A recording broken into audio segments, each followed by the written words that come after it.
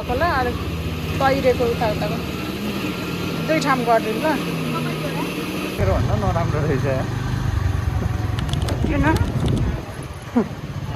बासी तेलमा पकाएको हो यो भन्नु त्यो हो सोध्ने तरिका ठ्याक्क उल्टो बोल्नु हुन्छ क्या त्यसो भने चाहिँ रिसाउँदैन अनि बासीमै पकाइरहेछ त राम्रो तेलमा पकाएको हो यो भन्दा चाहिँ ठिकै हुन्छ उल्टो उल्टो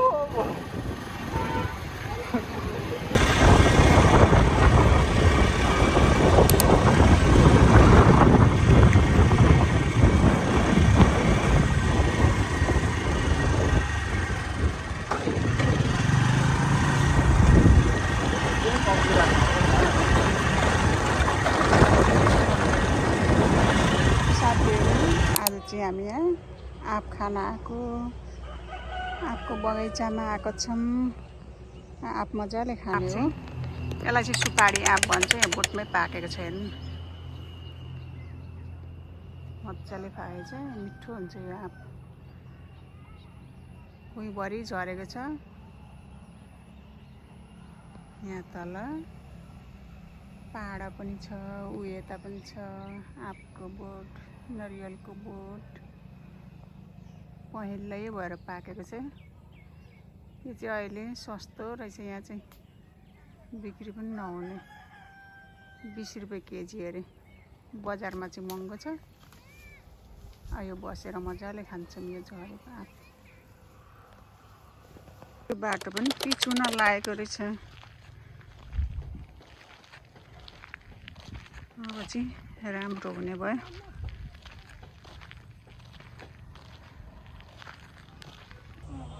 आँप यो चाहिँ सुपारी आँप हो मिठो आँप हुन्छ लोकल आँप चुसेर खाँदाखेरि मिठो हुन्छ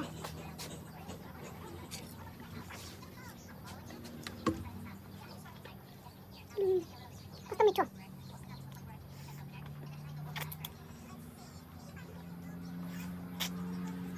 मजाले हाल्नु ल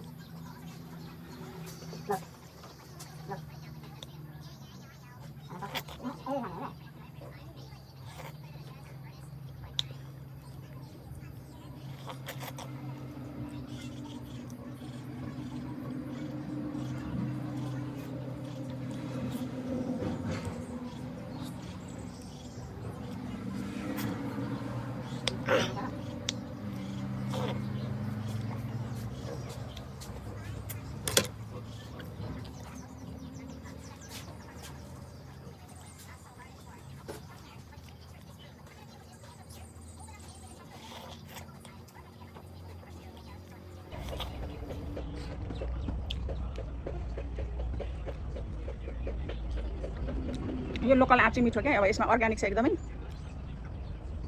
दबाई नहालेको बजारमा चाहिँ दबाई हालेको पाइन्छ यो चाहिँ दबाई नहालेका यस्तो हो क्या यसको चाहिँ स्वादै बेग्लै हुन्छ क्या यस्तो हो क्या दबाई नहालेको भन्दा हालेको मिठो पनि हुनसक्छ तर यसको चाहिँ नेचुरल अर्ग्यानिक खाने टेस्ट आउँछ क्या त्यसो हो क्या हो त्यो भन्छ